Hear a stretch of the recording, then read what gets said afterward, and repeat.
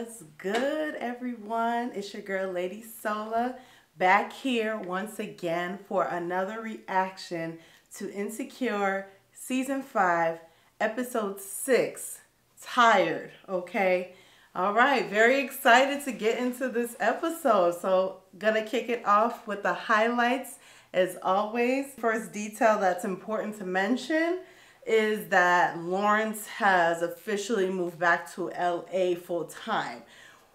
According to Issa stalking Lawrence's Instagram page, we have confirmation of this news. It has Issa looking perturbed. It has her mulling over something. It has her thinking about it. Her reaction wasn't a super excited, yes, we can get back together. And it also wasn't a, why is he in my space? Why is he in my hood? Why is he in my neck of the woods? It was kind of an in-between, like, I don't know how to feel about this. So we'll see what happens. So in this episode, another highlight is that Issa continues to probe and question and try to incite some information out of Nathan in regards to the last conversation they had, where she casually and out of the blue shared with him that she loves him. Up to this point, Nathan has not addressed the elephant in the room.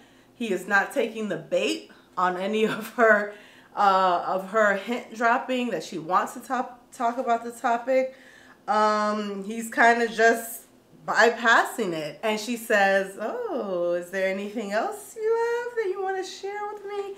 You know, so I am surprised that Issa is taking this approach, because up until this point, it seemed like she was not necessarily walking on eggshells, but that she was trying to play it cool, trying to take it slow, like she told him, and just trying to assess the situation and make sure that she's guarding her heart. So for her to kind of throw all of that out the window and kind of start berating him in an indirect way, I was like, oh, Issa, you're better than that. You know what I mean? I would have, as her friend, I would have been like, girl, don't even bring it up. Just, I mean, if you want to keep dating him, cool.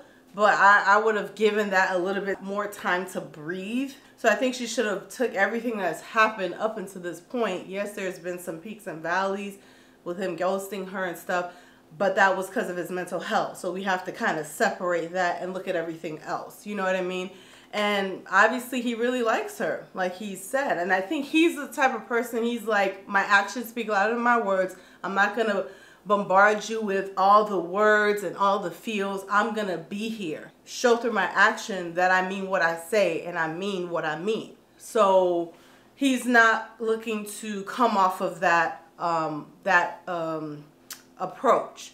And Issa is kind of looking for the tangible, I need to hear it. I need to see your mouth moving and saying, I love you too. Like, I need that. And he's just, that's just not his love language. That's not how he operates. Another highlight is at the Clips barbershop. There is trouble at the shop. All right. You know, this is giving me barbershop, Ice Cube, movie tease as far as just drama in the shop, the behind the scenes drama that could happen at a barbershop. It's not all jokes and clippers and hair braiding and hair grease. Okay, sometimes there's some fights, there's some crazy stuff going on behind the scenes, and a lot of times if you are a regular, you probably know who all is not cool with each other, who's effing who, and etc, etc. Who got a baby on the way, all types of stuff. Suge seems to be the head honcho. It's clear that he is bringing in high-end clientele. He's bringing in celebrities and, you know, major social media influencers, which of course equals more money for everyone, right? So that's his value. However, every other area of being a barber and having a chair, he is not holding up his end of the bargain. He's not cleaning his station. He's showing up super late every day and you have appointments. Like, that's unacceptable. And he eating people food in the fridge. Like, what? Are you serious? Like, that definitely reminded me of Eve's, who drank my apple juice? Who drank my goddamn apple juice? Like, as soon as old boy, Face Our Love #2, as soon as he started saying, man, he been eating my food out the fridge, I know he don't want to do it. It made me think of the apple juice line. Y'all know what I'm talking about. So this guy is kind of feeling himself. He's giving me, I run this, I can kind of be half-assed, I can talk to y'all any kind of way, I can come and go as I please because I bring the big names, I am bringing in the money. What y'all gonna do about it? And that rubs me the wrong way, you know, because you see that type of big energy all the time from people that are super cocky, that feel like they're untouchable, and et cetera, et cetera. And it's like, you are on a team, you know what I mean? Whether you own this place or not, this is still a team effort, and your actions affect other people, and also your actions is a reflection of your establishment. And just because you are really solid in one area, or you are really, this is your strength, does not mean you should let everything else fall by the wayside and expect people to just be okay with that. Oh, because maybe I'm making an extra $20 a head, or I'm making an extra $100 a week because of his connections. No, F out of here. F out of here. I can go work somewhere else. We can get you up out of here. Like, no, nobody is exempt. If you are being more of a detriment than an asset, like, people will just start quitting. And then what? You have all these great celebrities that you want to bring through, but you don't have barbers to cut their hair. Now what are you gonna do then? So I don't like his energy. Super like cocky for no reason, like whatever. Another highlight is Molly at her work retreat with her lawyer friends, not friends, but her lawyer associates. This was nice. I like this scene. I like this scene a lot. We really got to see Molly be able to interact with these individuals that we have gotten glimpses of throughout the season, but we've only seen them in a professional way. And to be able to see them kind of let loose, and you know, they're at dinner getting drinks and everything like that. We get to see Torian again. I was wondering, was Torian going to make another appearance on this show? It seemed like they kind of like pivoted from him, I think after season 3, I want to say. You know what I mean? We thought maybe Torian was going to be a boyfriend of Molly's. We thought Torian was going to be a boyfriend of Molly's, and then it just didn't happen. So I was like, oh, okay, I guess they're not using him. But it seems like he has reappeared. Molly wakes up with a hangover. She finds a watch in her bed. She has a splitting headache, as you can tell. She gets to the table, finds out that the watch belongs to Torian and that she was turning up and it was Molly time. And the horrific look that was on her face, I think, is anyone that finds themselves in this situation where you go to a happy hour or Christmas party with your work friends. It's supposed to be fun. You're supposed to let loose and kind of be yourself, but there is still that balance of, I'm not going to be like my whole self. I still got to be professional. My bosses are here. You know, people that, you know, I work with are here. And clearly it was written all over her face that, yeah, I wouldn't have minded having fun, but I clearly took it too far, according to Molly's standards. None of them seem to be giving her a hard time about it, or, you know, embarrassing her or criticizing her or anything. They all seem to be kind of like lighthearted about it, laughing about it. But, you know, Molly aims for perfection. So this is definitely a tough moment for her, but I think she'll be all right. Moving on to the next highlights. Issa attempts to make amends with Crenshaw. It didn't go well. He's still upset about the whole situation. He feels like she should have apologized publicly, and she chose to slide into his DMs, as he said, where she tried to have a private conversation about it. I don't know what she said to him, but I'm assuming she apologized and probably addressed how it could have been better, what she could have done differently. And he just wasn't having it. He felt like she should have shouted to the mountaintops, went on, you know, Rodeo Drive and had a microphone, stood on her soapbox and told everybody about how bad of a friend she is to Crenshaw, because that's what he was looking for.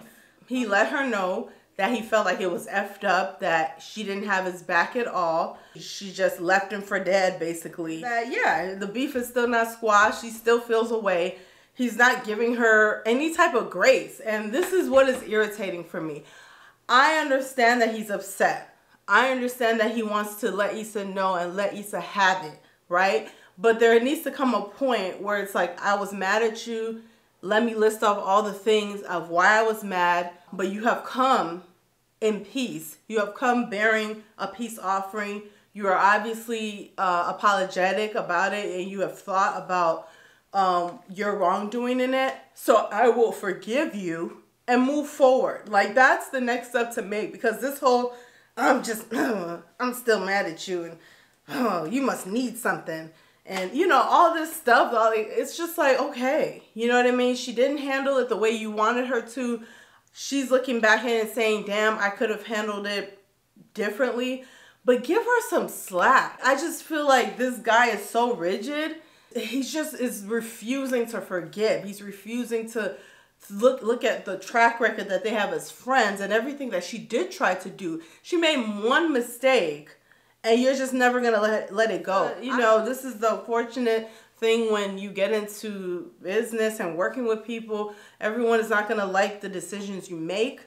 Some people are going to hold a grudge against you, no matter if you beg and plead and you really try to come back around and apologize and make amends. None of that matters. Some people just want to stay in competition with you, or they want to always be able to say, I'm mad at that person, and this is where I'm staying at. And I feel like he doesn't really care if she apologizes or not. He's one of those people that's just like, if you do me wrong, it's the end.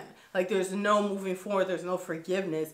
And my thing is, I don't want to be around people that have that mentality anyway, because we all make mistakes. We all could make better choices than the choices that we made, but it doesn't mean that you shouldn't, you know, get to move forward. So I was like, okay, Crenshaw, good luck. You know, Suge gets into it with Nathan at the barbershop, and he calls him bipolar, crazy as hell. He's just doing the most, you know what I mean? And I'm proud of Nathan for not stooping to his level and being ready to fight him or, you know, talk crap to him back. He looked like the other side of Nathan was about to come out.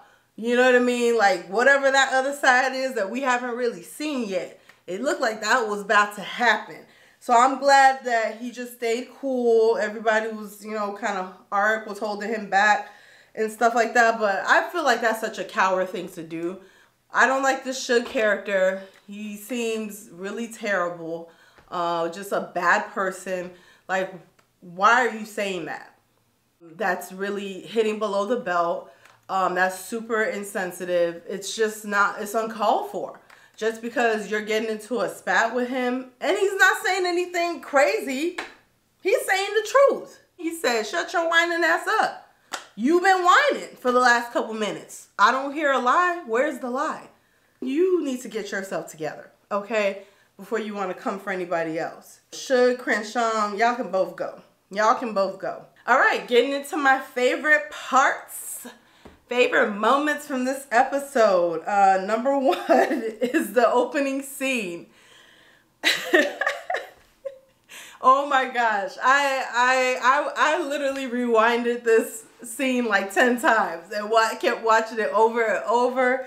I'm so impressed. This scene was well done. This show has done a handful of these like imagination type of scenes, like, you know, make-believe scenes that are extremely crazy that didn't actually happen. So Issa walks over to greet Lawrence and Condola in the hospital. So we pick up from the last episode, and it's a really sweet exchange, you know? She says, can we just like not be weird about this? And she compliments the baby. Condola asks if she want to carry the baby. It really is a sweet moment. And I was like, wow, like this is really big of Issa to kind of put her pride to the side and to be the bigger person and to just be a woman about it and say, let me go say hi to them. At one point, Condola was a friend of hers and Lawrence is her ex. So they know each other. It doesn't have to be off the charts awkward, you know? And, oh man, when she threw that baby like a basketball, like she was shooting from the 3-point line, like she was Steph Curry with it, I was like, wow, oh my God, and it looks so realistic. Like I literally rewinded that so many times to try to see the fake baby. I couldn't see it because the way that they shot it, like I think when she went to shoot the baby, like that was really Elijah, and whatever cut that they did, it was seamless. It was seamless, so it made it look so realistic. And and Condola's like, what the hell is wrong with you? And she was like, you too, bitch. And the way she fell back, her neck was like, and Lawrence was like, Issa, what the fuck? And she's like, you want some too? And he's like, and the best part of this scene was her crazy, psychotic, serial killer laugh. Like that shit was, that was the funniest thing. Like, she's like, she was manic. She was manic. Oh my God, I love when they do those comedic, like, make-believe scenes. Like, they've done several of them throughout the seasons, and oh man, this is what makes this show so unique in the comedy genre compared to other shows. I love shows that do this because it's brilliant. And learning that Natasha Rothwell directed this episode, I'm like, I mean, duh, of course this is why this is such a good episode. Natasha is brilliant. She's super funny. Her background is comedy all the way, and she did a great job for this to be her directorial debut. So good job, Natasha. I was cracking up. Like this scene was the funniest. Second favorite moment, Molly's mom wakes up from her coma. What a relief. What a relief. She's not talking yet or anything, but it's good news. It's really good news. I'm really glad to see that. Third favorite moment is Molly and Torian, you know, talking on a personal level. This retreat has allowed this to happen, right? Because would this have happened if they didn't go on this like work vacation retreat? No, I don't think so. I think sometimes certain events have to happen between individuals for them to actually have an excuse to explore that space between each other. We are seeing that chemistry is still there. That chemistry that was always brooding in season 3 when she first started working at that company. I always felt like there was some sort of tension between them. If you look deeper, you can sense that there's something there, that they both are impressed by each other. They both are very accomplished, both super brilliant, super charismatic, stylish, you know, super mature, whatever you want to say, and that they complement each other well. And they both probably, whatever list they both have for what they want in a partner, they both have the checklist is checked off for both of them.